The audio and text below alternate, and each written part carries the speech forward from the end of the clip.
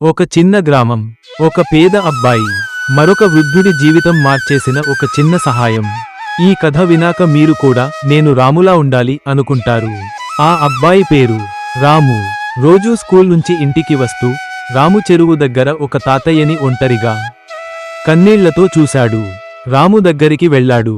తాతయ్య, ఎందుకు ఏడుస్తున్నారు? వృద్ధుడు వణుకుతూ చెప్పాడు. నాన్న, నా మందుల సంచీ పోయింది.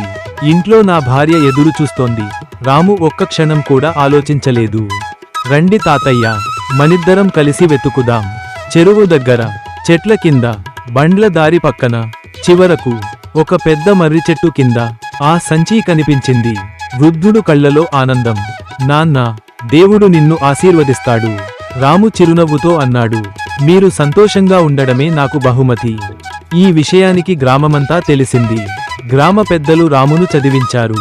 ఏళ్ల తర్వాత అదే రాము అదే గ్రామంలో ఒక మంచి డాక్టర్ అయ్యాడు.